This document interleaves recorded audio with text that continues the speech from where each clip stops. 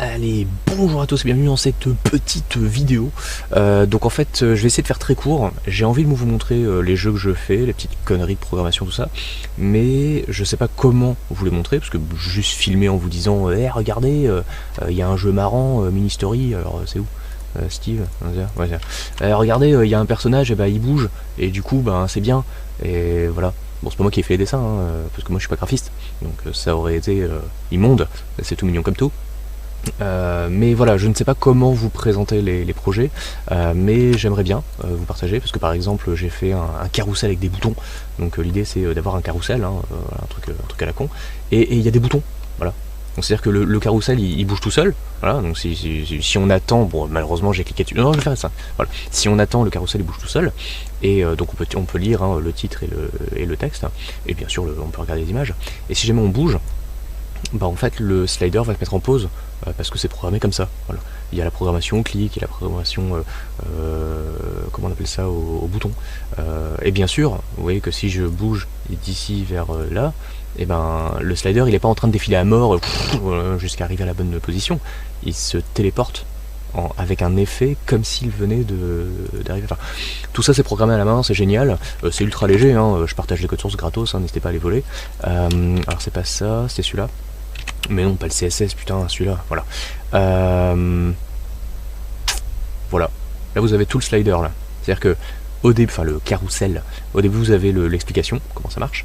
Ensuite, vous avez donc la déclaration de l'objet, avec quelques fonctions, machin, nanana. Là, c'est le resize. Donc, si jamais on change la taille de la fenêtre, et ben, ça change la taille du slider. Oui, parce que aussi, il est responsive, voilà. Il n'y a que les boutons qui sont pas responsifs, apparemment, à voir. Donc les points quand on bouge avec le tactile ou avec la souris, etc. etc. Et voilà, fini. Le script pèse, je crois, 10 kilooctets, et il y a tout, en fait. Il y a même la base de données, d'ailleurs. Faudrait que je l'externalise, ça. Mais voilà.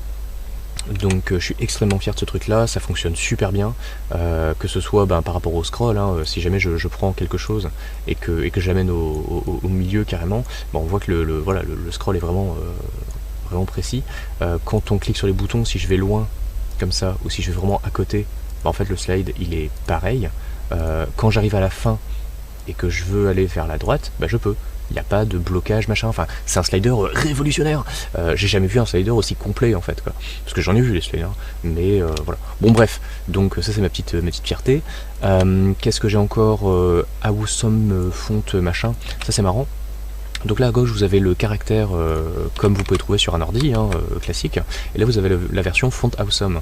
Et ce qui est marrant c'est que si on va très très loin dans le font awesome, on arrive, donc là bon c'est voilà, EF, c'était quoi le numéro? Non je crois qu'il est dedans en fait, j'ai mal programmé ça. Voilà, donc la valeur au lieu que ce soit 120 c'est 1, 2, 2 machin, et donc on arrive, donc là il faudra regarder que à droite hein, parce que le reste n'est pas intéressant.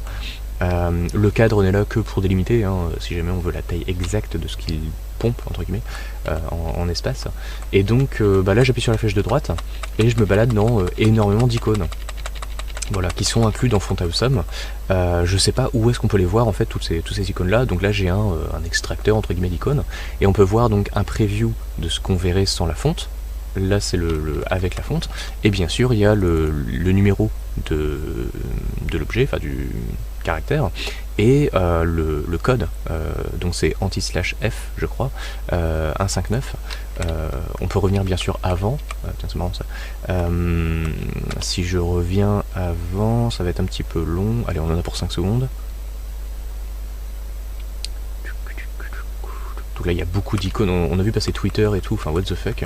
Voilà, le petit Twitter qui est inclus à Font Awesome, alors que Font Awesome n'est vraiment pas très lourd, hein. 95 kilooctets, et quand vous voyez la quantité de data qu'il a, donc les SVG, c'est un truc de ouf. Donc là il est en F et là il passe en E, voilà, donc anti/f, non, je vais y arriver, anti/E quelque chose, ça ne donne rien, voilà. J'ai regardé un peu, il y a un petit peu tous les caractères. Il y a d'ailleurs énormément de caractères dans cette fonte là. Donc voilà, pareil, si ça vous intéresse, hein, vous me dites, moi je vous partage sans problème.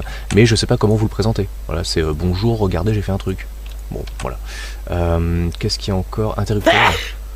Ouais, donc l'accueil du jeu. Tout va bien. Et donc si j'éteins, le but c'est de mettre tous les interrupteurs en bas. Sauf que si j'appuie sur 1, on voit qu'ils sont reliés en fait, donc faut Voilà.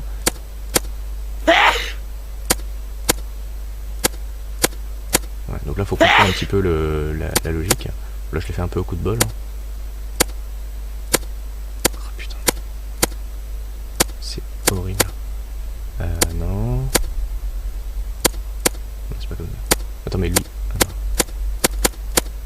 Ouais, donc c'est avec lui. Ok. Donc là, les trois. Merde. C'est tellement chiant.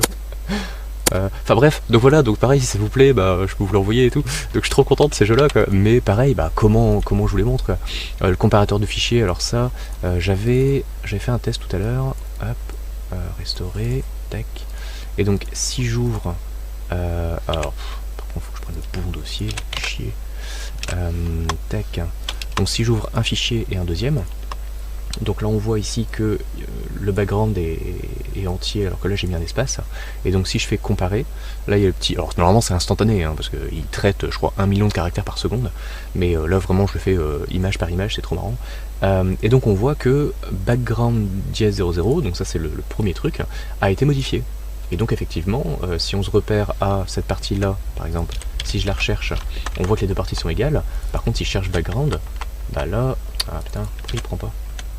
Mais il est complètement con. CTRL F, connard. Là on voit en fait que ça s'active pas. Donc voilà, bref. Bon, on voit une différence de fichier et c'est très pratique. C'est ultimement pratique ce truc là. Donc j'adore. Un compresseur d'image. Donc par exemple là, c'est pas des bons exemples parce que c'est très léger. Bon bref, 300 kilooctets, d'accord. Là on peut avoir une image extrêmement dégueu, hein, il y a 1% de compression, donc en fait il y a l'image d'origine, l'image calculée, on va dire compressée numériquement, alors c'est déjà du numérique mais bref, bon c'est le canvas. Là on a 1% de compression, je vais juste les zoomer un peu, là on a 20% de compression, c'est un peu alors je vais d'ailleurs vous montrer la liste, hop voilà, donc là c'est marqué 20, ensuite on a 40, ensuite on a 60 et à la fin 92. Voilà. Et donc si jamais je dézoome, là cette photo me plaît un petit peu mais c'est un peu jaune en haut et bon voilà. Là c'est pas mal, on voit encore un petit peu de rose. Là c'est excellent mais c'est un peu... ça va être une compression qui est pas ouf. On va dire celle-là. Et donc si je la télécharge, je peux compresser la photo et donc on passe de ça à ça. Voilà, donc là c'est vraiment les deux fichiers avant-après. Et donc si je zoome, pendant que bouge son nez, enfin on s'en fout, il faut juste que j'ai, hop, comme ça, tac, je vais y arriver, voilà, donc là j'ai pas assez zoomé évidemment, voilà.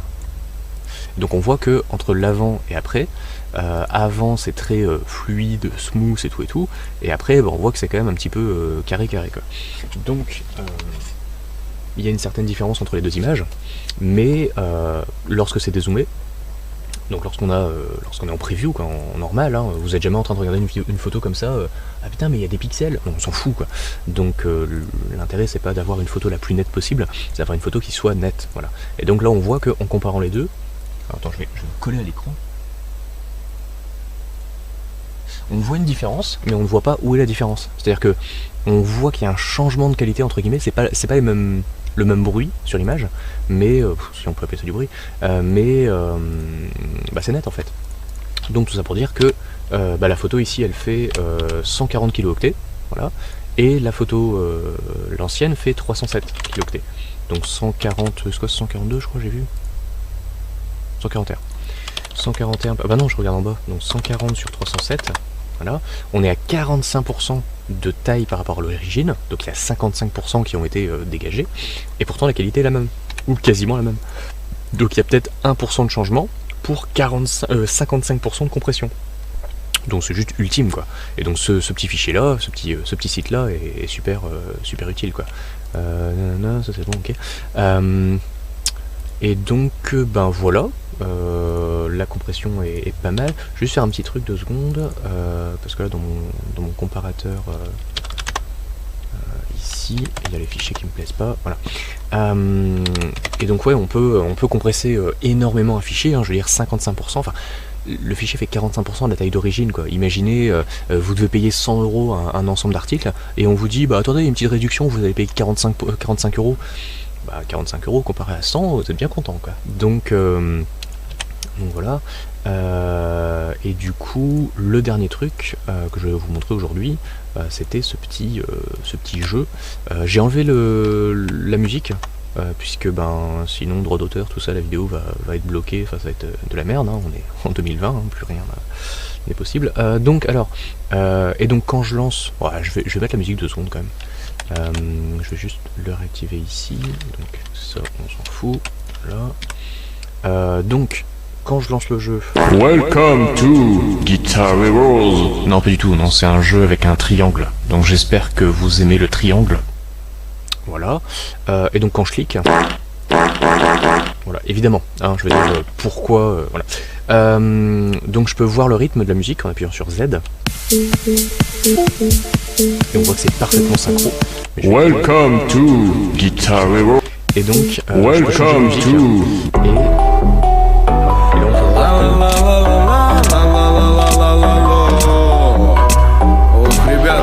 Welcome to... Ta gueule. Donc c'est un jeu de rythme, un peu comme Guitar Hero évidemment, que j'ai recommencé à créer de zéro parce que je trouvais ça très marrant. Actuellement il fait 14 kilooctets. Oh putain, c'est tellement lourd. C'est faux. Donc il y a les musiques qui font 2 mégas avec un petit script. Donc ça c'est la partition, hein, que vous avez vu défiler. Donc 15 8 8 8. Ah non, ça c'est l'autre. Ah, je vais ouvrir la bonne partition. Voilà. 15 0 0 0, donc 15 c'est sont des octets, hein, enfin c'est de l'hexadécimal. Donc 15 c'est entre guillemets les 4 allumés, hein, c'était 1 1 1 en binaire. 0 bah c'est 0, hein, donc 0 0 0 0. Et donc en fait le premier tic entre guillemets de la musique, le premier rythme de la musique sera totalement allumé, et les 3 autres, les sous-rythmes on va dire, les tiers-temps, je sais pas comment on appelle ça, enfin les quarts de temps, cela dit, je sais pas si on dit quart temps, dites-moi dans les commentaires, je m'en fous. Mais voilà, un quart de chaque tic, de chaque temps, il n'y aura pas de dessin. Donc si par exemple je mets 8, hop, puis 8 ici, donc là on aura 15, 8, 15, 8, 15, 8, d'accord, donc il y aura les temps et les demi-temps, je sais pas si c'est dit comme ça. Ensuite on aura juste les temps, voilà, x4, ensuite on aura temps, demi-temps, et donc si je reteste ce truc là, hop, là, Welcome to Guitar. hop, on a le temps, ah oui donc j'ai enlevé la musique, donc on a le temps, le demi-temps, ensuite il y a juste le temps. Voilà, temps, demi-temps, temps, demi-temps. C'est vraiment la partition qu'on a écrit en fait, quoi. Donc voilà, bon je vais la remettre à 0 parce que pour le traitement c'est plus facile, hein, parce que bah, du coup je peux finir, hein, de programmer ça. Et donc voilà, l'idée c'est d'avoir un triangle simulateur, donc d'avoir des sons de triangle avec des triangles qui bougent, et oh mon dieu on joue du triangle, voilà. Illuminati, et voilà. Alors bien sûr les sons sont compressés à balles, donc par exemple ça c'est le prout, celui-là, voilà. Là c'est le tic quand on réussit, voilà, c'est trop marrant, voilà. Et le triangle, pour l'instant j'ai fait ça, voilà, dégueulasse. J'attends d'avoir un vrai son de triangle un de ces jours, mais voilà, du coup on peut dire que hormis les sons qui prennent quand même un max de place, le jeu actuellement fait 48 kilooctets. Oh mon dieu, ça ne rentre pas sur une disquette, c'est faux. Je peux en mettre plusieurs dizaines sur une disquette, hein, parce que c'est 1 méga 4, donc je peux en mettre 30 fois mon jeu, enfin tout va bien, quoi, voilà, j'adore. Donc voilà, bah du coup je vais enlever ça parce que pourquoi pas. Hop, ouais si, ah quoique, non je vais laisser ça en fait, entre temps. Je vais marquer couper le son ou changer le volume des musiques. Voilà. Et donc voilà. Et donc si cette vidéo vous a plu, évidemment, n'hésitez pas à me le dire, parce que c'est bien de mettre un pouce bleu, mais bah du coup, si cela dit, ouais, vu que ouais, mettez un pouce bleu éventuellement pour une fois, hein, bon. Mais voilà. Si vraiment ça vous plaît que je vous présente tous ces petits projets là, n'hésitez pas à le dire parce que j'en fais, je pense qu'il y a à peu près un nouveau projet par semaine, si ce n'est plus. Donc actuellement en plus il y a plein de sites web à sortir un de ces jours, donc bref il y a moyen de s'amuser. J'aimerais les partager parce que du coup il n'y a rien sur la chaîne ou quasiment rien, je sors une vidéo tous les mois donc voilà. Mais ce serait vachement intéressant et peut-être qu'après voilà on parlerait de plein de choses, je sais pas, mais à voir pour faire des petits lives ou je sais pas quoi comme j'avais fait à une époque, mais autre que des jeux vidéo, hein, parce que c'est bon. Je sais même plus ce que j'avais fait à l'époque. Si je programmais en live, ça dit. Ouais.